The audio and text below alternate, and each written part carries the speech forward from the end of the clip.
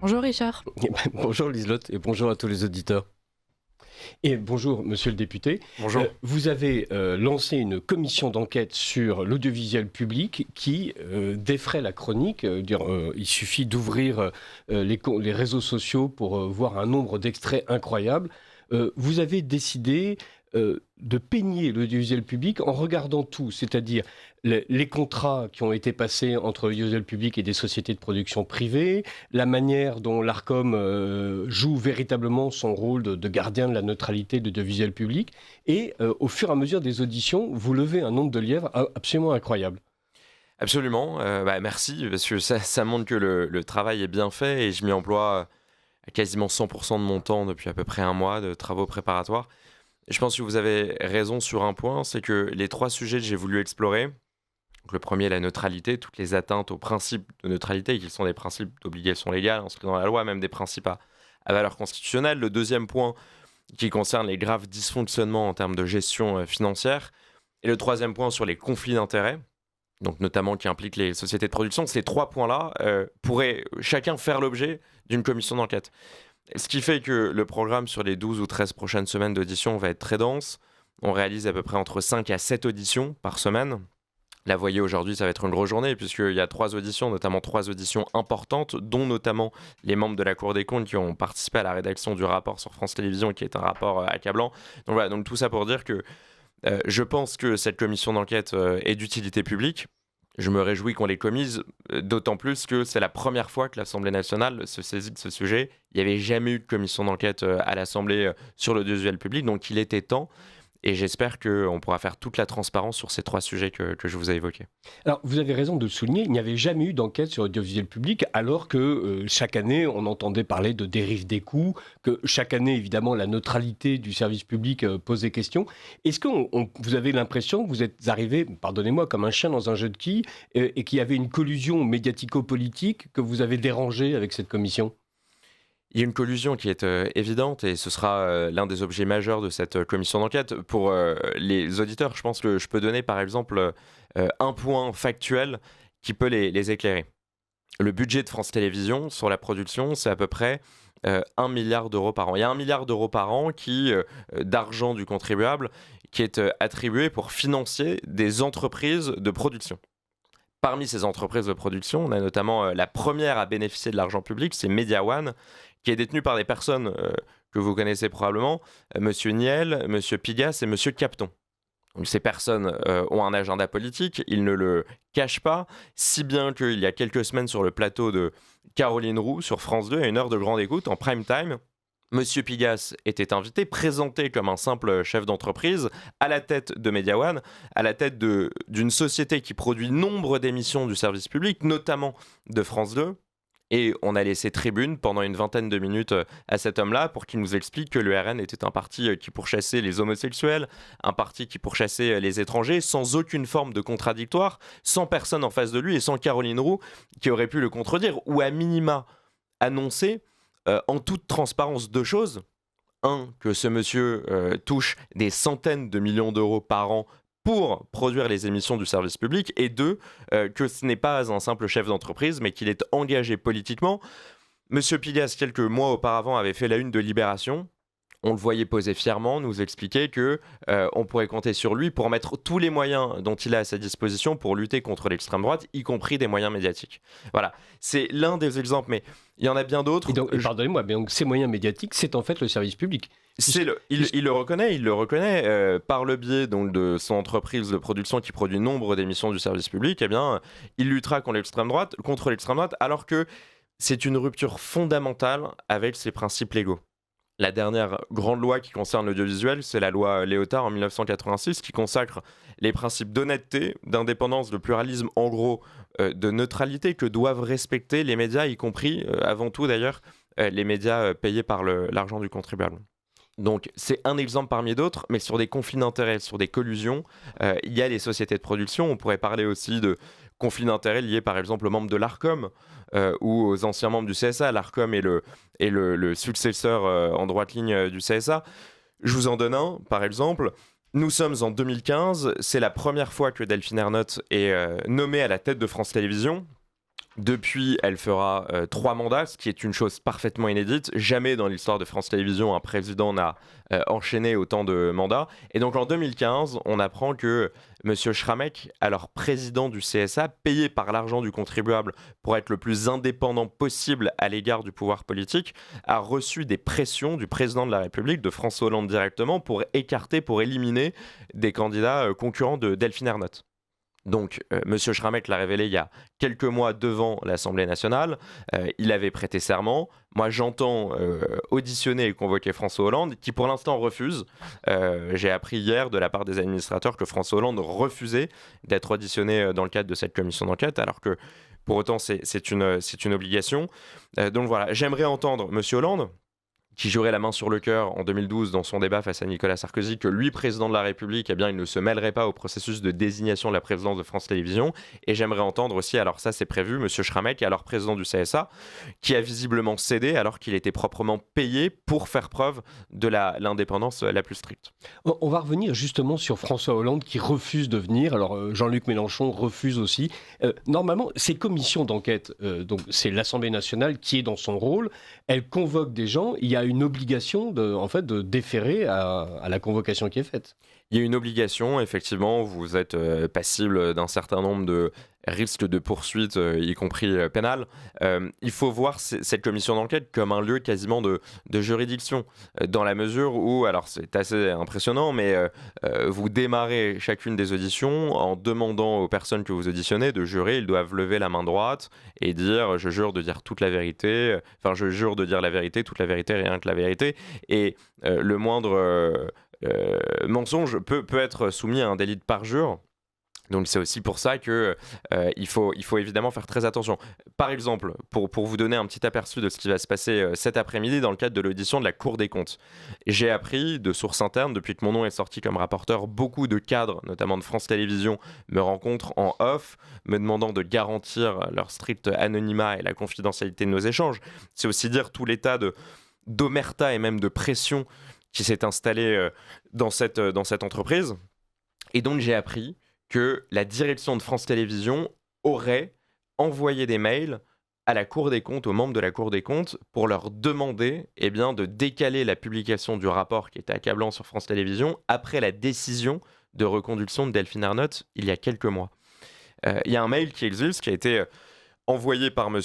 Tardieu à ses membres de la Cour des comptes, qui leur demande de façon extrêmement nette et précise cela. Donc, tout à l'heure, je vais demander à ces membres de la Cour des comptes qui seraient en copie de ce mail-là, de me dire s'ils ont bien reçu un courrier, un mail de la part du secrétaire général de France Télévisions leur demandant de décaler la publication du rapport pour ne pas entraver la reconduction de Delphine Ernotte. Donc, dans un moment comme ça, s'ils me disent la vérité, il n'y aura pas de difficulté.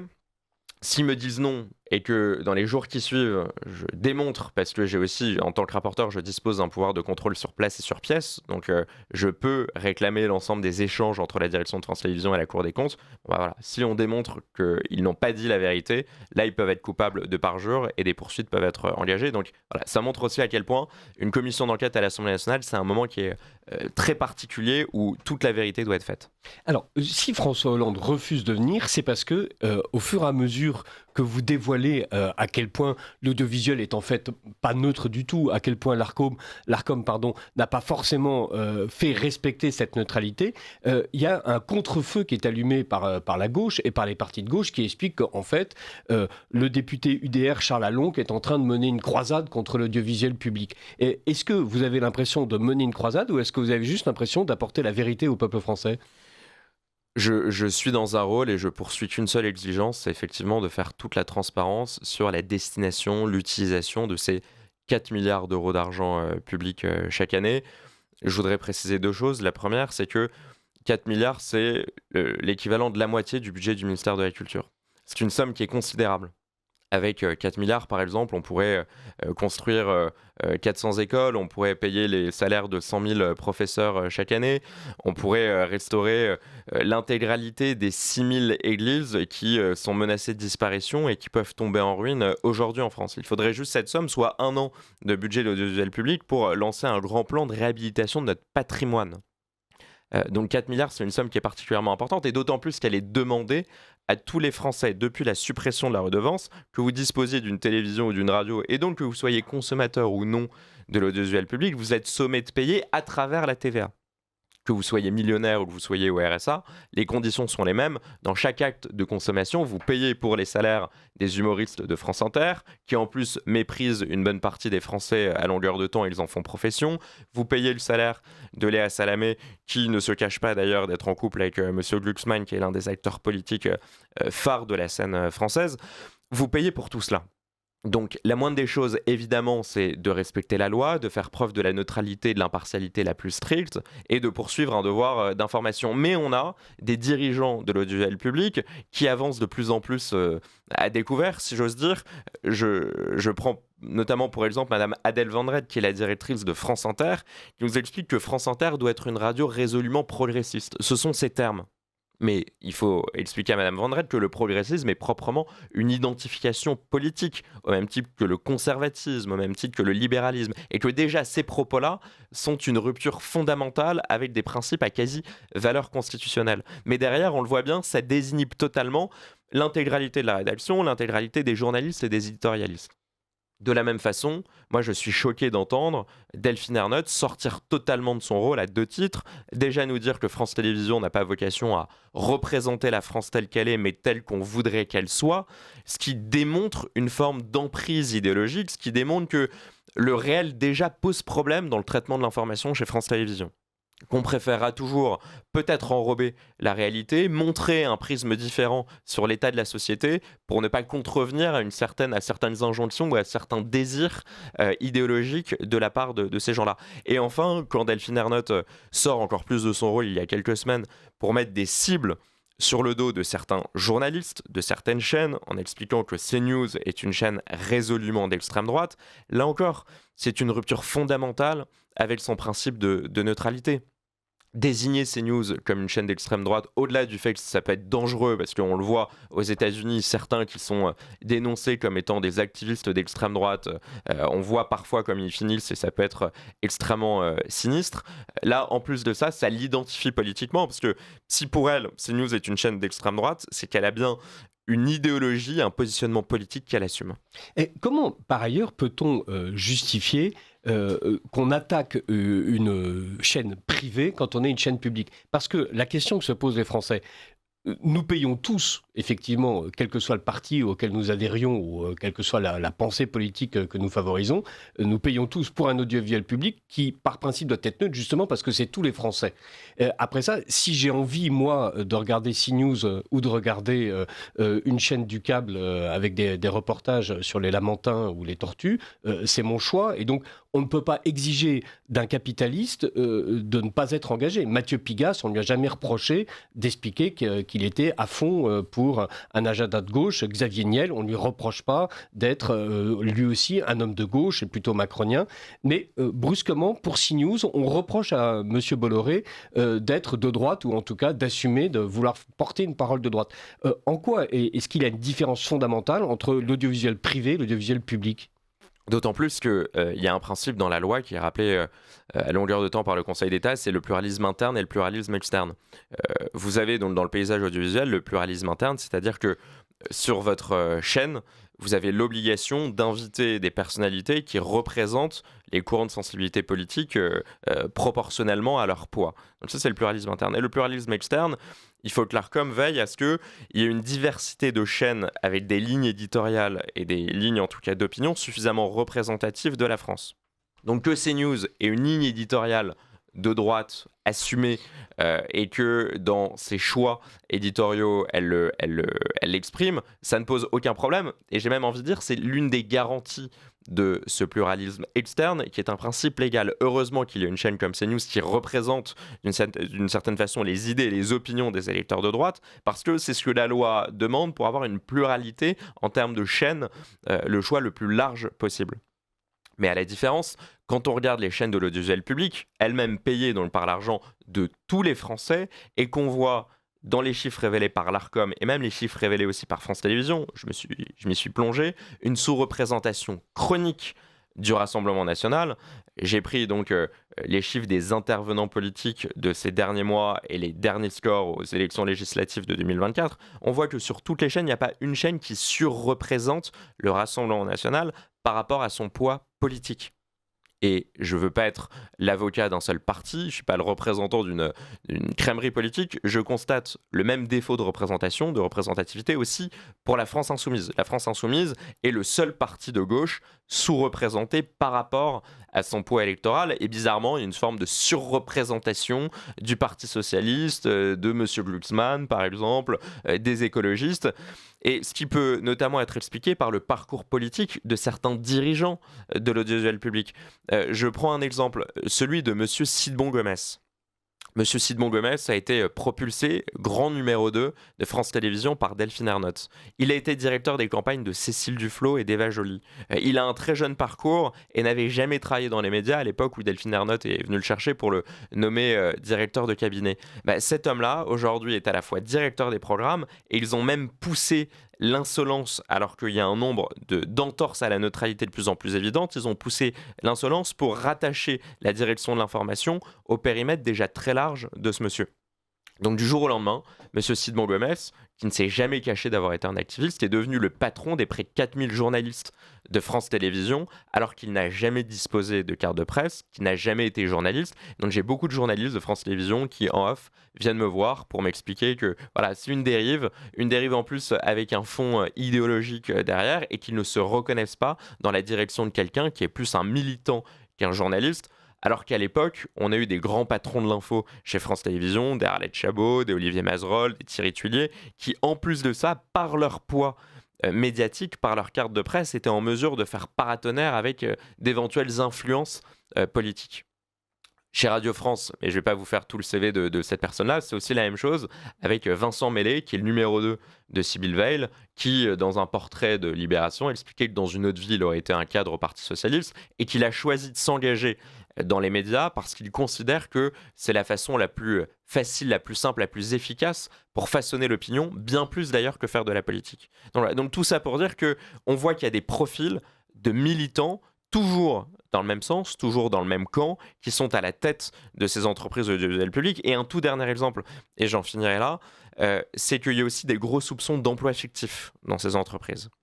Ce sera l'un des périmètres de la commission d'enquête, mais j'ai appris qu'il y avait par exemple une personne qui s'appelle Arnaud Ngacha, qui est soi-disant directeur des opérations spéciales de France Télévisions, et qui est adjoint d'Anne Hidalgo à la mairie de Paris.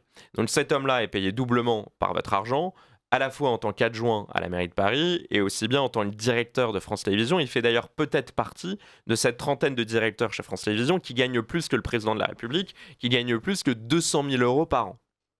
Et donc cette personne-là est directeur des opérations spéciales. On le voit, il représente Anne Hidalgo. Son rôle, c'est de la représenter dans nombre d'événements internationaux. Donc il voyage énormément. Vous pouvez regarder sur ses réseaux sociaux. On a l'impression que du lundi au dimanche, il fait le tour du monde pour représenter Anne Hidalgo et le Parti Socialiste. Et on me dit en interne, alors je le vérifierai, je mets du conditionnel, qu'il n'y a aucune preuve matérielle et effective de son travail. Et que je serais bien inspiré en tant que rapporteur de demander le nombre de fois où cette personne-là a badgé au siège de France Télévisions, dans les locaux de France Télévisions, parce qu'on me dit s'il l'a fait 4 fois sur l'année dernière, c'est déjà énorme.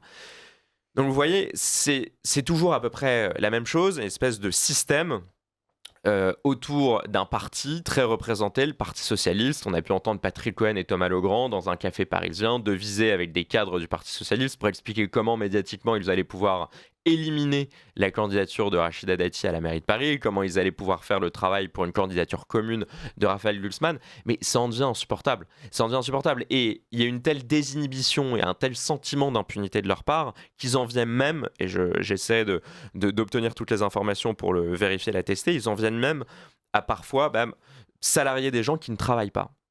Parce que ces gens ont les bonnes idées, parce que ces gens sont des proches de certains partis, de certains politiques, et donc ça ne pose pas de problème. Donc voilà, je pense qu'on est vraiment arrivé aux limites de l'exercice. Il était temps que l'Assemblée nationale s'empare de ce sujet, qu'elle commette une commission d'enquête. Il était temps que la Cour des comptes revienne. Ça faisait près de 10 ans que la Cour des comptes n'était pas revenue, donc je trouve aussi ça un peu suspicieux d'avoir attendu aussi longtemps pour revenir et que la Cour mette son nez dans le bilan de Delphine Ernotte, qui clamait à la fin de chaque année, elle se félicitait de mettre les comptes à l'équilibre. pas plus tard qu'en juin dernier, Delphine Ernotte, au moment de sa reconduction, se félicitait d'avoir mis les comptes de France Télévisions à l'équilibre. Il a fallu attendre que la Cour des comptes revienne pour se rendre compte qu'elle avait cumulé un déficit de 81 millions d'euros, qu'elle avait plombé la trésorerie quasiment à zéro, qu'elle avait mis les capitaux propres de l'entreprise inférieurs à la moitié du capital social, ce qui fait peser un risque de dissolution, de faillite, selon le Code du commerce, sur l'entreprise.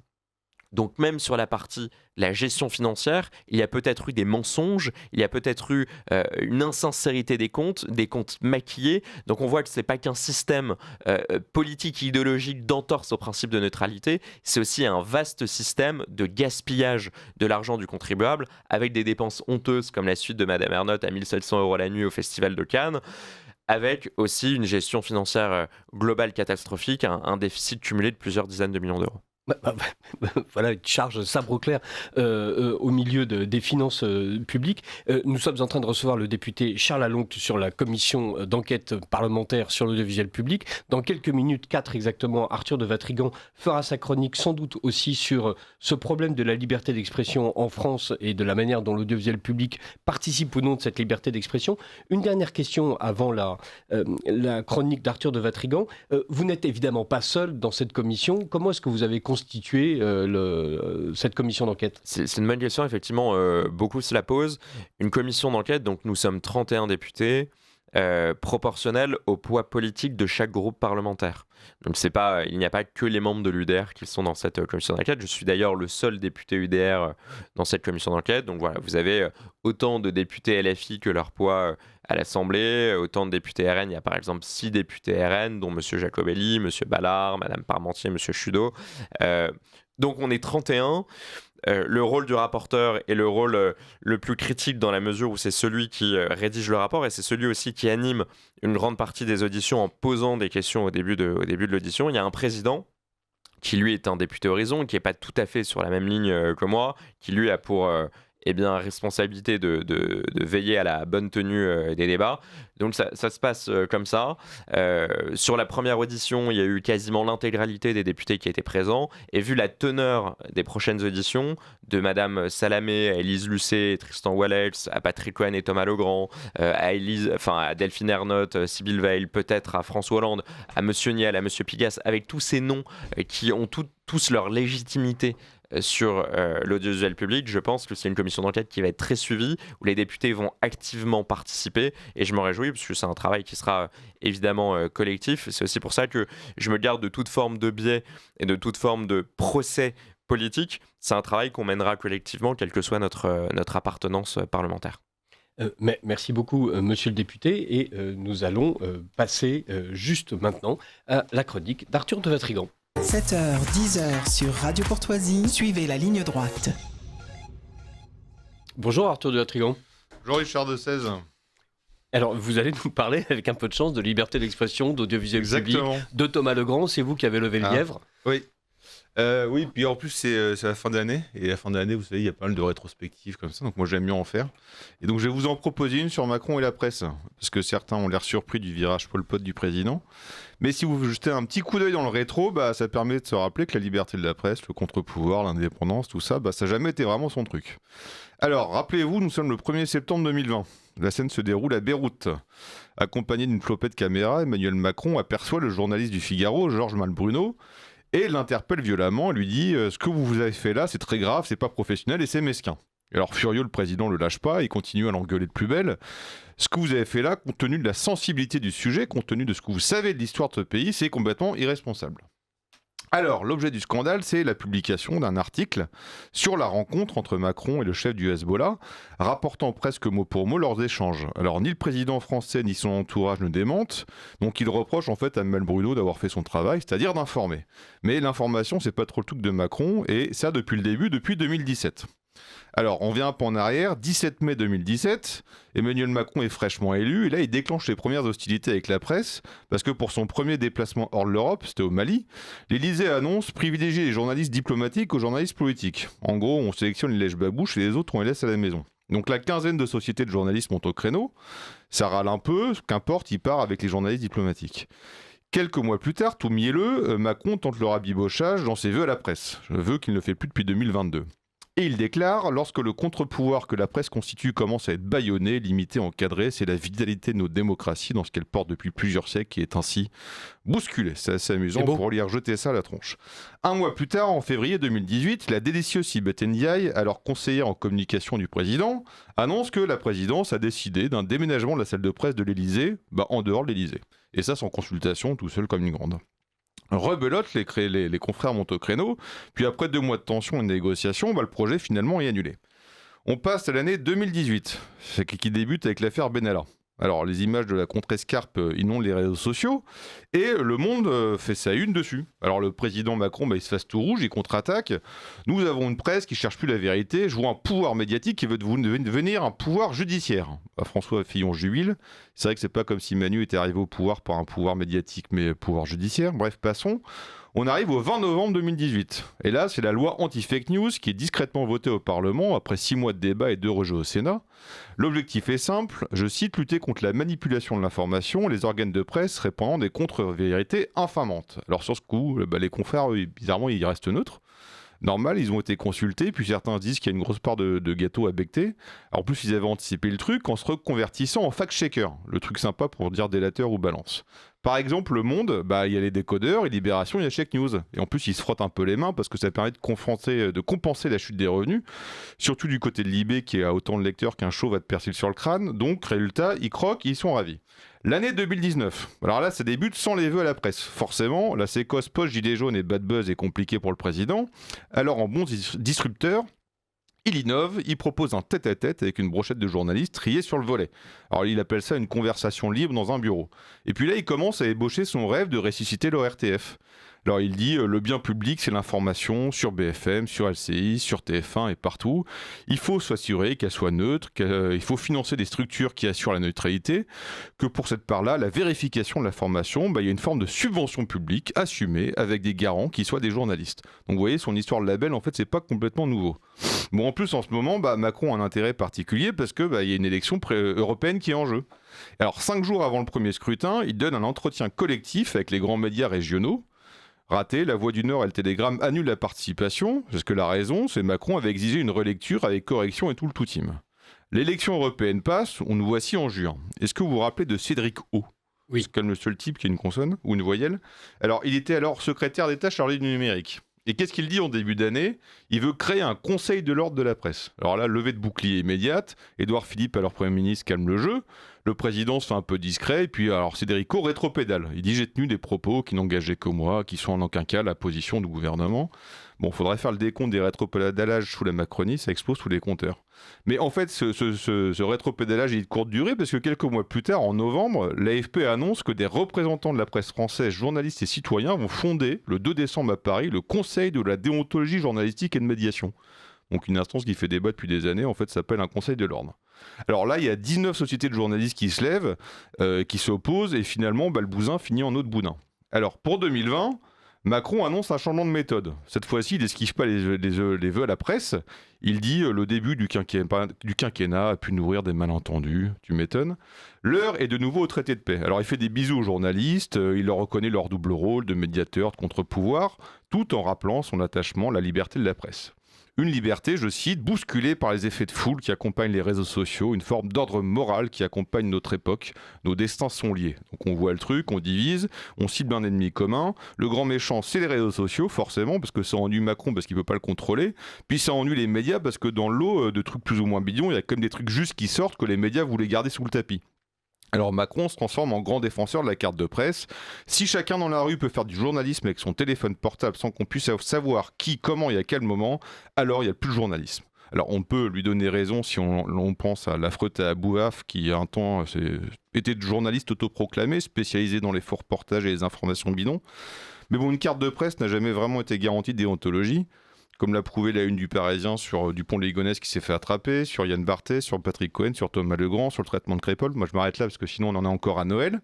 Bref, alors si vous me suivez toujours, on est en 2020. Et un coronavirus plus tard, Sibeth Ndiaye, toujours là, annonce la création de Desinfox. Desinfox, c'est pour vérifier toutes les infos hyper intéressantes, hyper fiables.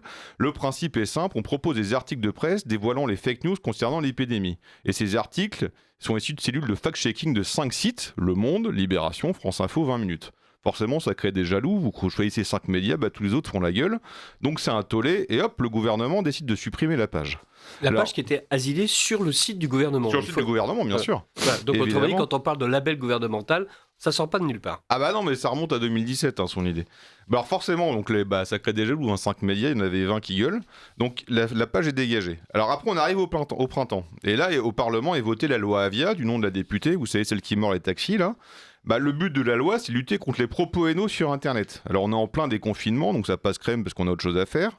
Et puis qu'importe si la notion de contenu haineux n'est tout simplement pas recevable parce qu'elle ne peut pas faire l'objet d'aucune définition juridique. Bienvenue au règne de l'arbitraire. Alors maintenant, on va passer au deuxième quinquennat plus rapidement parce que c'est là, c'est assez gratiné. Macron a un nouveau projet, c'est les États généraux de la presse. Alors c'est une promesse de campagne, comme la réduction des déficits, la réindustrialisation, bref, tout ça, sauf que celle-là, il va la tenir. Il la lance en septembre 2023 avec un comité de pilotage de 5 membres, dont 3 qui viennent de la presse. Bruno Patino qui vient du Monde, de Télérama et de France Télévisions, Nathalie Collomb qui vient de l'Obs et de Libé, et Christophe Deloire qui nous avait montré avant de partir son talent et son goût certain pour le pluralisme. Vous avez remarqué qu'il n'y a que les types de droite. Bon, l'avantage avec Macron, c'est qu'il ne peut pas s'empêcher de l'ouvrir. Donc qu'est-ce qu'il dit dans l'Humanité ? Il dit que l'organisation des États généraux a beaucoup à voir avec la prise du contrôle du GD par Bolloré. Donc finalement, on n'en est qu'à un énième épisode aujourd'hui.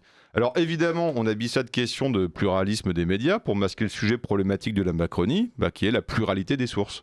Car contre quoi les gouvernements se battent, et Macron en premier, c'est tout simplement la disparition des canaux officiels au profit d'un silotage de l'information qui profite à tous, du moins en apparence, mais qui dessert la parole unique tout en rendant caduque le principe même de vérité. Bref, le label désiré par Macron n'en est que l'aboutissement. Alors, merci beaucoup Arthur de Vatrigan.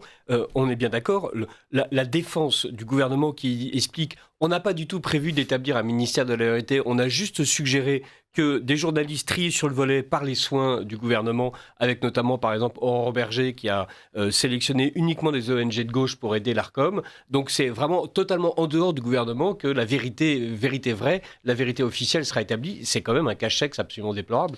Surtout, comme on vient de le voir, c'est quand même depuis 2017 que ça traîne cette affaire. En fait, c'est marrant, je ne sais pas d'où vient ce mythe de Macron libéral.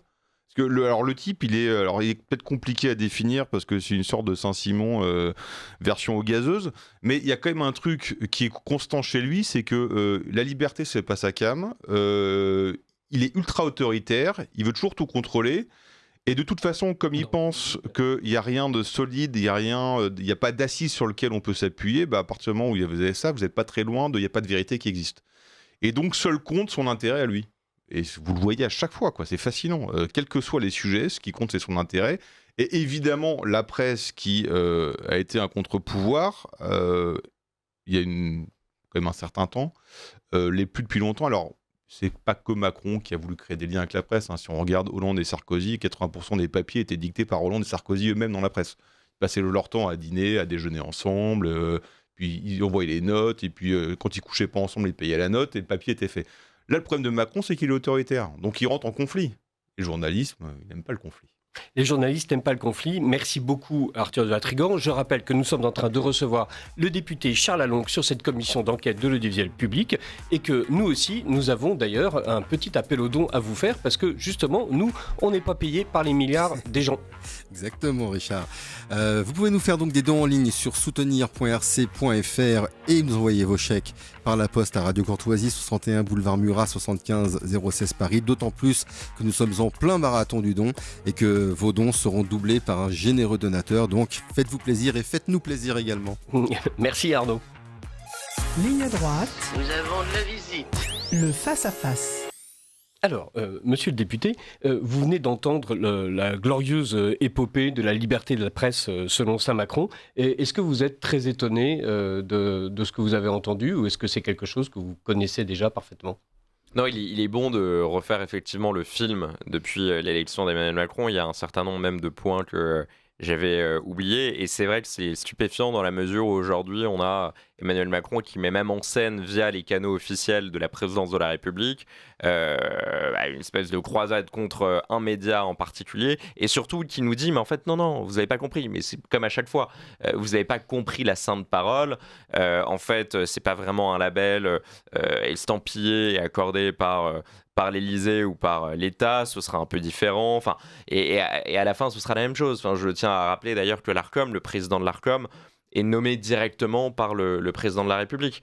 Donc ça montre aussi, on a eu comme première audition de cette commission d'enquête le président de l'Arcom, le directeur général de l'Arcom. Pour vous faire le déroulé, la toute première question que j'ai posée, qui visiblement n'a pas plu aux députés de gauche qui ont essayé d'interrompre dès les premières minutes cette audition, c'était simplement de demander au président de l'Arcom de se présenter. Donc il se présente, il nous présente son parcours. Là, je lui repose une nouvelle question. Je lui dis, mais vous avez visiblement omis de nous signaler que vous aviez travaillé dans 4 cabinets ministériels différents. 4 cabinets ministériels, c'est quand même une partie de son expérience. C'est une omission que je trouve fâcheuse. Et donc, je lui demande de me préciser les ministres pour lesquels il a travaillé. Là, il me donne les ministères pour lesquels il a travaillé. Et ensuite, je lui demande de préciser les ministres. Et on se rend compte que les 4 ministres pour lesquels il a travaillé étaient tous socialistes. Donc, tout ça pour dire aussi, et pour le directeur général de l'Arcom, c'était la même chose. Je lui ai demandé de se présenter. Il a un peu omis de révéler qu'il avait travaillé dans des cabinets ministériels. Et de la même façon, les cabinets ministériels étaient tous socialistes.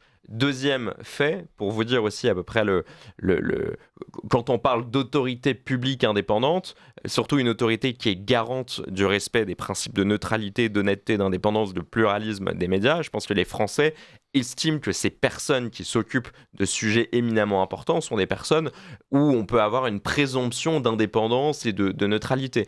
Bon, il y a quelques mois, en juin 2025, le président de l'Arcom a nommé une personne qui s'appelle Monsieur Foued Berraoui. Et Foued Berraoui, un an avant, en juillet 2024, avait appelé sur ses réseaux sociaux de façon publique à une mobilisation antifasciste et indigéniste contre l'Empire Bolloré. Donc l'information était parfaitement publique. Le président de l'Arcom, malgré cela, l'a nommé à l'Arcom. Et donc quand j'ai posé la question lors de l'audition du président de l'Arcom, il m'a dit « J'ignorais ces prises de position, vous me l'apprenez ». Ou en plus, il a été un peu plus flou. Il me dit « Vous me l'apprenez, mais en même temps, j'ai vu que c'était sorti dans quelques médias et sur les réseaux sociaux ». Et donc, je ne veux pas laisser passer ça. Je lui ai demandé maintenant qu'il avait l'information, ce qu'il comptait faire. Est-ce qu'il comptait démettre de ses fonctions Monsieur Foued Berraoui, silence radio. Je vais remonter au créneau parce que pour moi, c'est à nouveau une rupture fondamentale. Donc, tout ça pour dire que, en entendant le président de la République nous dire qu'il peut y avoir un label, que finalement on n'a pas compris, c'est pas lui qui attribuerait ce label, mais ce serait des autorités soi-disant indépendantes, sûrement nommées d'ailleurs par le président de la République directement. On a vraiment l'impression d'une immense mascarade et je pense qu'en fait la liberté ne souffre d'aucune nuance. C'est ça le résumé à la fin. Monsieur Macron devient de plus en plus de façon ouverte un ennemi de la liberté. Vous l'avez très bien rappelé, il n'en a jamais caché le dessein depuis qu'il est élu et maintenant charge à toutes les forces politiques d'opposition, celles qui représentent je pense une immense majorité des Français, de prendre ce sujet de façon extrêmement sérieuse parce que demain un label ça peut être le début d'une forme de censure, d'une forme d'atteinte à la liberté d'expression qui est un principe fondamental rappelé encore dans la Déclaration des droits de l'homme et du citoyen. Donc ces sujets-là sont des sujets vraiment d'importance critique. Alors, à propos de censure, Arthur de Vatrigan, donc vous avez dénoncé l'affaire Thomas Legrand et quelles en sont les conséquences pour l'incorrect ? Ah bah alors, c'est une nouveauté, je suis convoqué chez les flics aujourd'hui. Alors, Liberté. Oui, la liberté. Ils avaient annoncé porter plainte. Alors, après avoir essayé de faire plusieurs trucs, m'envoyer leur huissier pour me demander les rushs, faire des menaces, expliquer que c'était les extraterrestres, l'IA, tout ça. Donc là, ils sont passés à l'étape d'après, c'est la plainte. Donc je suis convoqué à la brigade de répression de la délinquance contre la personne aujourd'hui. Donc c'est pas une garde à vue, c'est une audition de 4 heures. Parce que de toute façon, on ne peut pas faire plus de 4 heures, sinon c'est garde à vue. Et il semblerait que le parquet ait envie de prendre l'affaire au sérieux parce qu'ils ont listé pas mal de petites questions sympathiques. Donc je ne sais pas encore les infractions, je crois que j'en ai 3 ou 4, mais je ne sais pas lesquelles précisément. Donc on va voir où ça en est. En tout cas, je trouve ça assez amusant parce qu'il me semble que dedans, il y en a une qui est diffusion de fausses nouvelles.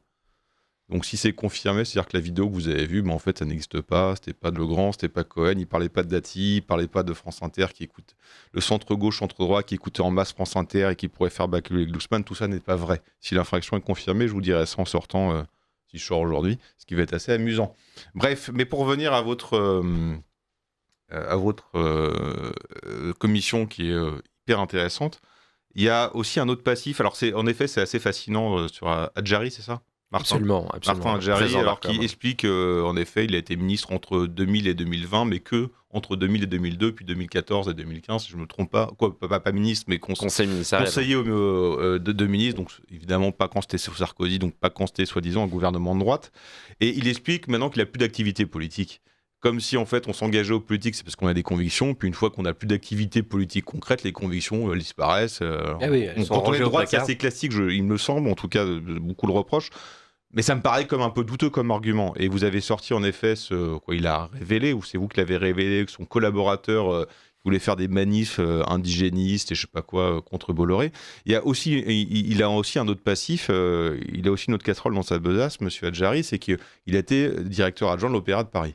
Et quand il était directeur adjoint de l'Opéra de Paris, il a piloté un rapport avec Pape Ndiaye, qui n'est pas un type de droite. Bon. Et ce rapport, c'était sur la diversité.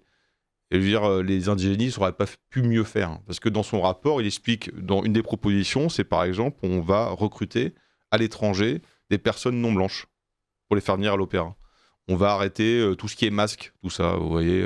Voilà. Donc, il y a quand même... Il ne peut pas nous faire croire qu'en fait, les convictions, il n'en a pas. Il a bossé pour des gouvernements de gauche. Quand il est dans le monde de la culture, il pilote un truc complètement woke. Il nomme un type foncièrement anti-Bolloré. Bon, ça marche pas. Son truc ne marche pas. Et j'ai assisté à une séquence assez amusante dans C'est à vous, donc service public, parce que moi, comme je paye, je regarde, où il y avait...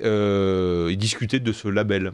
Et il y avait sur le plateau, il y avait notre merveilleuse consoeur Eugénie Bassier, puis quelques autres. Et globalement, dans la presse, tout le monde est contre ce label. Tout le monde a compris que d'un point de vue professionnel, c'était pas génial. D'un point de vue éthique, on n'en parle pas. Et de toute façon, bon, Néron en fin de règne, vaut mieux éviter de s'allier avec lui. Sauf 2 personnes sur le plateau. Alexis Lévrier, le soi-disant historien spécialiste de l'extrême droite des médias, et Pierre Aski, RSF. Voilà, donc on a compris qui allait récupérer le label, c'est ces 2 types-là.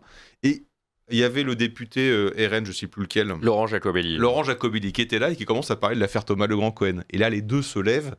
Oh, en fait, il n'y a rien du tout, il n'y a pas de collusion, c'est pas vrai, arrêtez de parler de ça, Le type, on l'empêche de parler pour juste rappeler ce que tout le monde a vu, en fait. Donc, quand vous voyez qu'il y a seules 2 personnes sur un plateau de 10 dans la presse qui défendent le label, qui sont Pierre Aski et Monsieur Lévrier, qui est surtout un diffuseur de fake news avéré, bah, on a bien compris de quel côté allait pencher le label et qui allait le piloter. Monsieur le député, cette commission est absolument passionnante. Les débats sont publics, donc tout le monde peut les regarder. Les réactions sont vives. Chacun se délecte une fois de plus des turpitudes que vous révélez. Et est-ce qu'il y a une chance que cette commission d'enquête ait un effet quelconque ? L'effet, je pense que on commence déjà à le constater.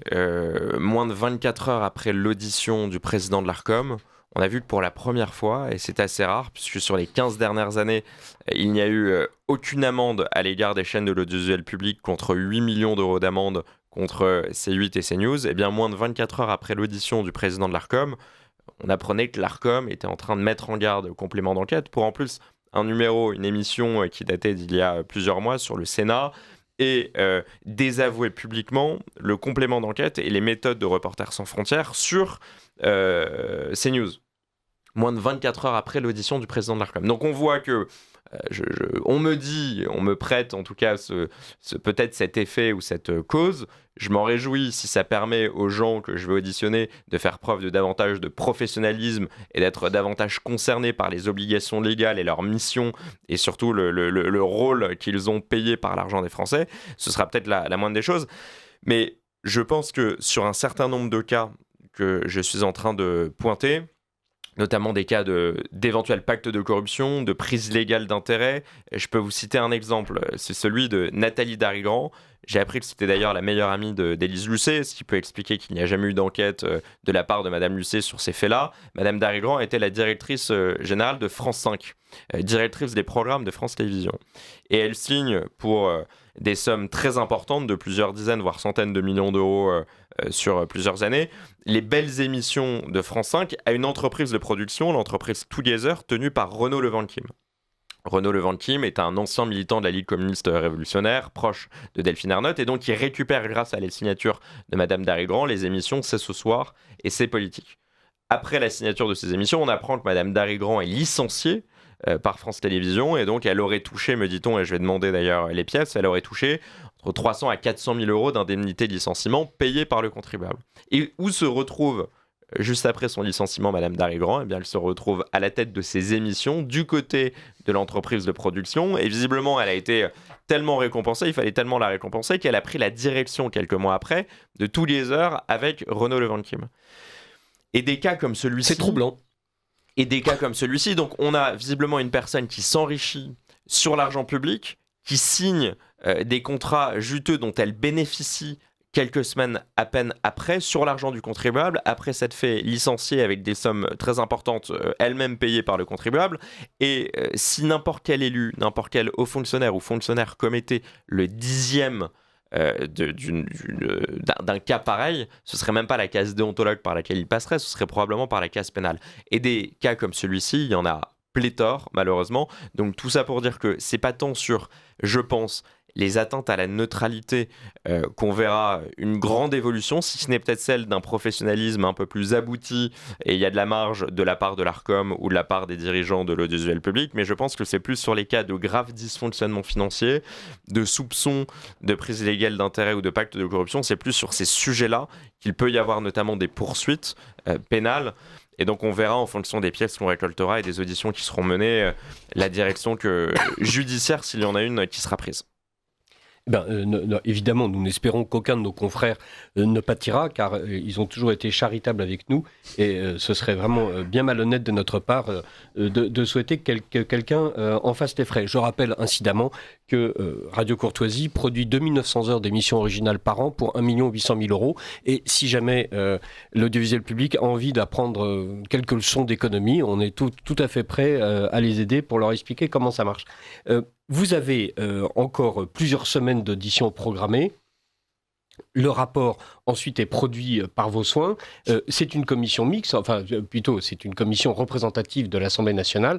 Donc est-ce que la parole du rapporteur engage tous les députés, ou est-ce que certains, très classiquement, vont expliquer qu'en fait ils ont assisté à tous les débats mais qu'ils ne seront absolument pas d'accord avec vous? Bon, certains ont déjà commencé avant même que la première audition démarre, mais je crois malgré tout que, vous voyez, par exemple, le fait de mettre le doigt sur d'éventuelles collusions entre des dirigeants de l'audiovisuel public et des sociétés de production, le fait de dénoncer un phénomène d'hyperconcentration des contrats de production. On a des sociétés comme Media One, je le rappelais au début, qui prennent plus de 100 millions d'euros d'argent public chaque année dans un phénomène qui assèche d'ailleurs la création indépendante française. Je me permets de le signaler, quand Madame Ernotte nous dit que l'ADN du service public, c'est aussi de soutenir les grands champions, les grands producteurs français qui rayonnent à l'international, eh bien, elle omet d'expliquer que Media One est aujourd'hui détenu à 80% par KKR, qui est un fonds d'investissement américain. Donc on voit aussi qu'il y a un manque de transparence sur ce sujet. Tout ça pour dire que cette commission d'enquête, certes, est représentative de l'ensemble des groupes. C'est le rapporteur qui a la charge de la rédaction du rapport. Je me garde aujourd'hui, aux prémices de cette commission, de me prononcer sur d'éventuelles pistes, notamment, pourquoi pas une privatisation. Je ne veux pas rentrer dans ce débat-là tant que l'ensemble des auditions ne sont pas réalisées et tant que je n'ai pas eu un certain nombre de pièces que j'ai demandées. Probablement que les pistes d'optimisation que j'émettrai à la fin ne plairont peut-être pas à tout le monde, mais parce que voilà, c'est le lot de toutes les commissions d'enquête. Mais en tout cas, on ne pourra pas m'accuser de donner la parole à l'ensemble des groupes politiques. Ma porte est ouverte, d'ailleurs, je leur ai rappelé en première réunion qu'ils pouvaient venir me voir pour me suggérer les auditions de leur choix, pour me suggérer les thèmes à explorer. Jusqu'à présent, j'ai montré que j'écoutais vraiment l'ensemble des groupes politiques pour diriger ces travaux. Merci beaucoup, monsieur le député, et longue vie à votre commission. Merci.